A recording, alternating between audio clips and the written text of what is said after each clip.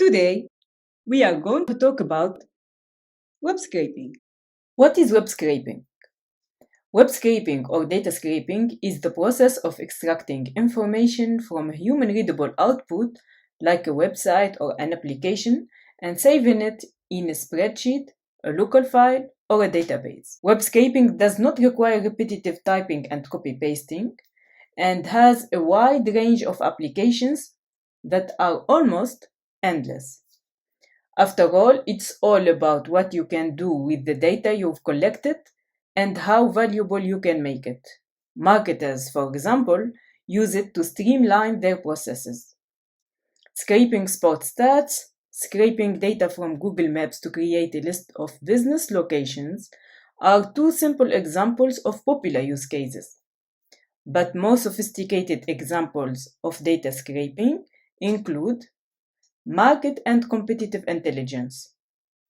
If you are actively looking to penetrate a new market and want to determine your opportunity, gathering and analyzing data helps you to make an accurate and confident decision about it. Tracking prices. Tracking prices allows you to monitor your competitors' prices and then optimize your price strategy. Social listening. Social listening is the process of monitoring social media channels for mentions of your brands, competitors, product, and more. You can scrape data from LinkedIn and social networks to generate leads, for example. Machine learning. The web is a vital data source for machine learning-based algorithms. By extracting public data at scale, you can feed your machine learning models and train them. This is a very useful case for data scientists and promising businesses. News monitoring.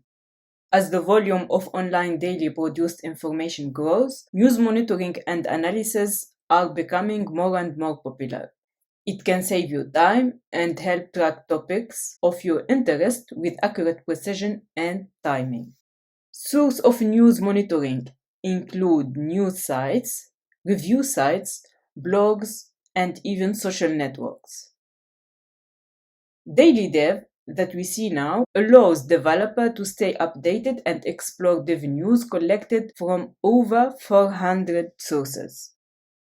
Users of Daily Dev can search and filter the result per keywords and also see the number of votes and comments for each one of them. Website transitions. Companies or individuals with large outdated websites that hold a lot of critical information can use a web scraper to quickly and easily export data from their legacy websites onto their new platforms and more modern environments. How does web scraping work? A web scraping scenario contains generally three steps, which are first, call the API or the web page URL to get the HTML content, then parse and convert the mess of HTML tags into extracted and structured data, and finally, store the extracted data onto your preferred storage, which could be a database, a JSON file, a CSV, or Excel. Web scraping techniques. Let's have a look now at the techniques that would help you investigate website structures and extract data more efficiently. Developer tools. All modern browsers come tied with a set of development tools, which are helpful to build websites, but also to analyze web pages and traffic. For Chromium-based browsers, these developer tools can be involved from any page by right-clicking and selecting Inspect, or using the shortcut Ctrl-Shift-I, or Command-Option-I on Macs. For Mozilla, such tools can be opened by right-clicking at Content and selecting Inspect Element. Check out the information that can be gathered with developer tools and how to extract and use it in web scraping software. CSS selectors. CSS selectors allow you to get desired HTML element by ID, by class, by attribute, or even by type. Here is an example. I am looking for the CSS class of the CSS properties element. Then I am collecting all the HTML elements in this page that have that CSS class and saving them in the variable list. I have found 2 elements, and here I am displaying them. Let's see now a more advanced example where I will scrape the list of all the cryptocurrencies names on this page. I will start by looking for the CSS class of the HTML tag holding this data. Then I call document query selectors all to select each p tag that is a child of a div tag, which is itself a child of a div tag as well. And this last one is a child of an element that has the CSS class cmc-link. I will store the result in the list variable, and I have found 56 elements. Now I want to extract just the text representing the crypto names without any HTML tag and save them in the crypto names list array. To achieve this, I can use the attribute inner text or inner HTML. So, for each element in list, I will push the inner text value of that element in crypto names list. Now if I check the content of my array, I see that it's not empty, but it's filled with the data I have looked for. Let's copy the array by calling copy, then head over to my text editor and paste it. And here is the output. All the cryptocurrencies names I have scraped are there. Let's head over to the browser again to scrape the list of symbols for these cryptocurrencies. Here I can use the image tag and extract the value of its src attribute.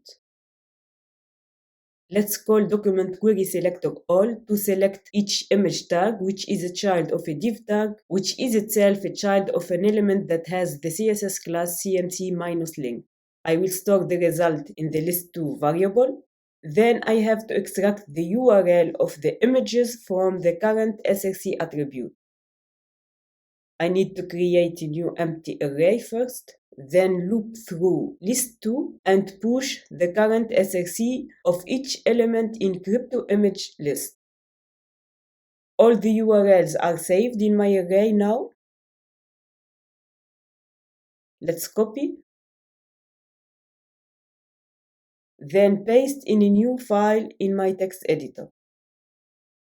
And here is the output. Schema.org microdata.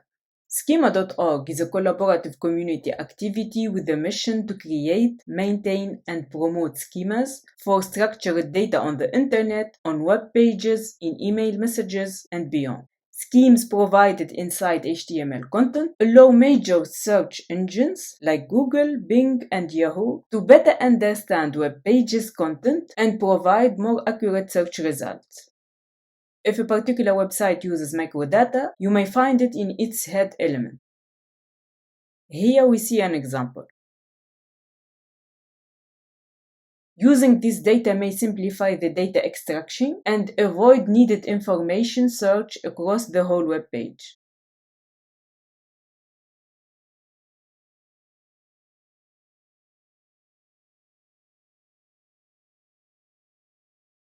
Check out the schema.org documentation to find out the proper keyword for search. JSON LD. Similar to schema.org microdata, some websites use JSON for linking data, or JSON LD. Based on the JSON format, JSON LD helps structure a web page's content to make it easy for humans and computers to read. To check out if a website uses JSON LD, use your browser's developer tool and check its head element.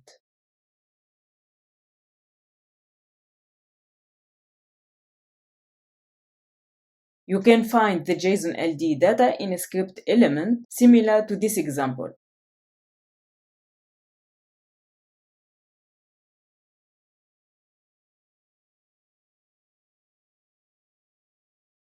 Then you can use the code in your scraper to extract the data or pass this code to Scraping Ant API, for example, for running in the browser context.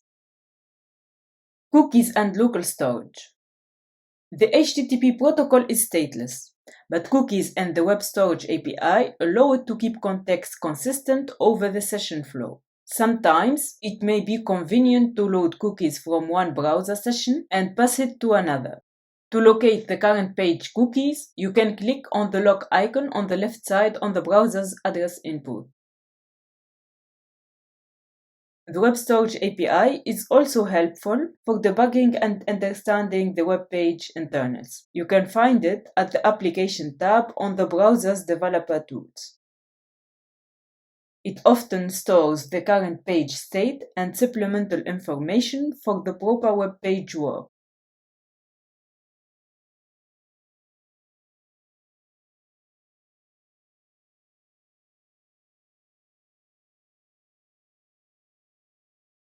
Inspecting traffic, XHRs.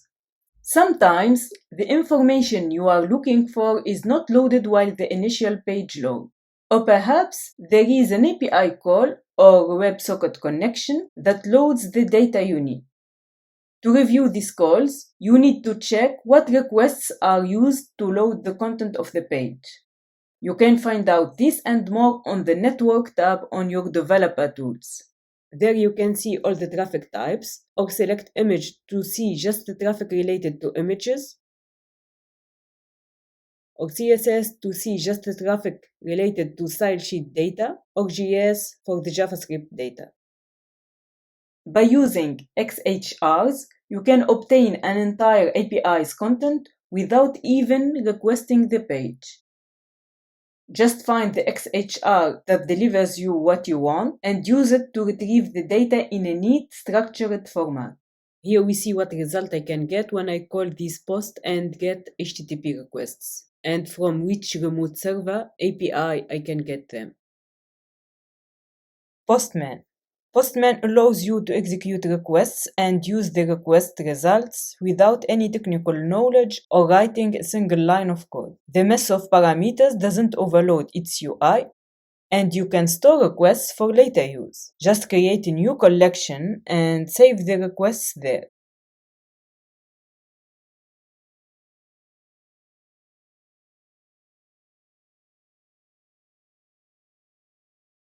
Let's see an example now of scraping data from Infowars.com by using Postman.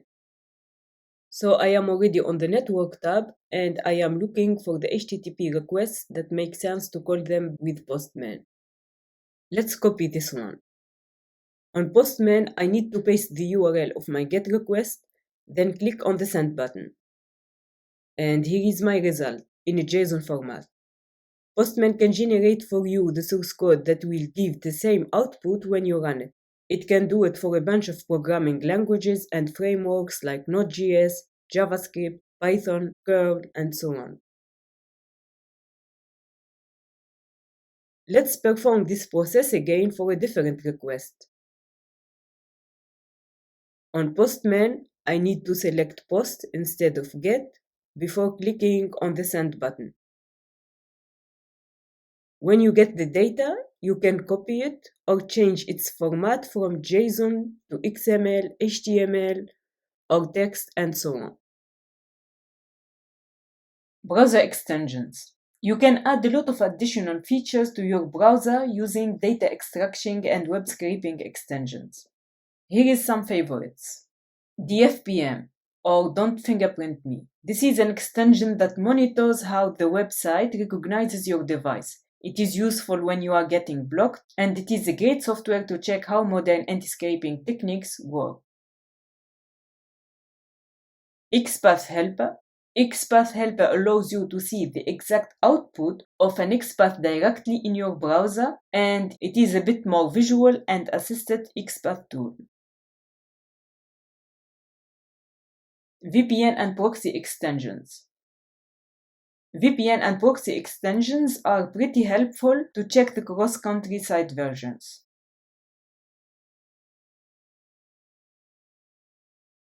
Internal JavaScript variables. Dynamic pages use JavaScript to load and process data retrieved from sources like CMS or a custom backend. You can find internal JavaScript variables in the code placed or loaded in a script tag in a web page's head element. To use internal variables, you need first to load the browser page. Once it's loaded, you can return the variable that contains it using return then variable name within the page context, or type the variable name in the console of the developer tools.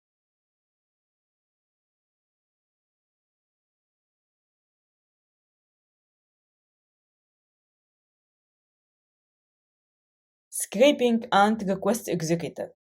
To check page rendering via the headless browser, you can use scraping and request executor. It allows you to pass custom cookies, set proxy settings, and apply custom JavaScript to run in the browser. Its UI is pretty intuitive and has a lot of features. You have the basic information about your requests as the URL, its parameters, and cookies to fill in. You can also enable or disable post-processing of HTML as you like for testing. Just follow the login page to try this reliable web scraping API, and you can start using the request executor for free. So that's it, guys. I hope you enjoyed this web scraping course, and see you next time.